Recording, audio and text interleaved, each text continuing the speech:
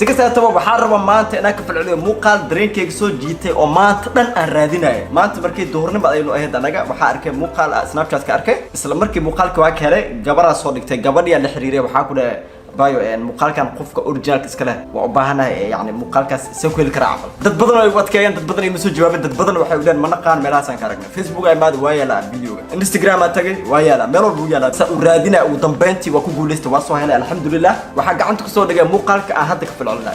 واحد كلام عن وهس رابعة أو جابن أو كوبن لكن هذنا حمبارسن معنا بيه قبل ولا شنا صوب نكتة ما قاعد واحد يرادا هني محمد وان يوزر نيم كو تيك توك جدا وايد هني هونست كورتس بليج أو قرن هني محمد وان يوزر نيم كا أوكي هني هونست قبل ده مقال كأربع أنا كفل عودي صوص من سواي قلت أدي هذا ما تصنت عبان وها ياكوز مقال كان رادين تيس وقت بدنا أيق بحي هذنا الحمد لله وقول استم زكزة تو بحاجة جرت مال مهان دم أنا مو بكبر هنا بدنا بحي ده ويل وحاجة جرت بقول حكم اللواتني أفر صنو وهو اللي روح بروفلو هلا بروح اسمع أنا قال باب الحكم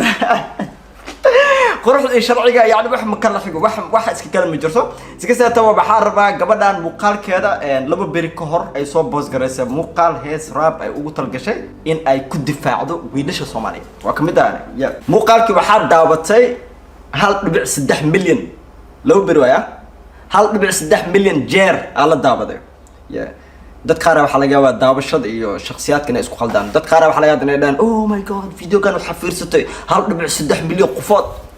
daawashada qofood ma ahan waa jeer ku cululis kuus waxa laga aan kaliya galaya 20 jeerna daawada laga yaabaa kuus daawashada ma ahan shakhsiyaad ma ahan waa ku cululin waay sikisa taa 1.3 milyan jeer aan la daawaday muuqaalkan marka okay aan ku socono marka are you ready for this yeah reaction oo xaq la aada marka jirno kan waxa reaction oo maarinta dareenkiisa wato waa halkan inta ku kala bixina okay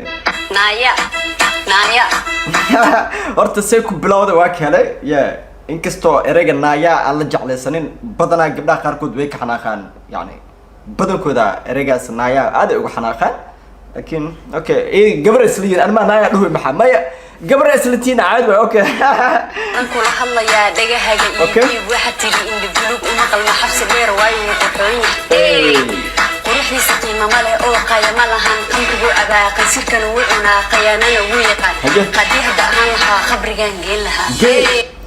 gabadhan runtii waxa malaynaysaa inay ahaan jirtay gabar rapper weyn ah yeah koos wax badan raabka ka faansan tahay hani wow hatta waxa kale beatka ay saaratay wax yar oo kooban ma la tagin studio lama tagin qarash badan ma bixin abwaaniin iyo dad la xamiistayaal badan isugu imaaneen kaamiradeeda ay la soo baxday yareedeeda isku adaadisatay easy yani waxa dhigi karaaba waa wax macquul ah oo maaragtay yeah cuz hadda waxay sameysay risaale ay soo gudbisay fariin message ay soo gudbisay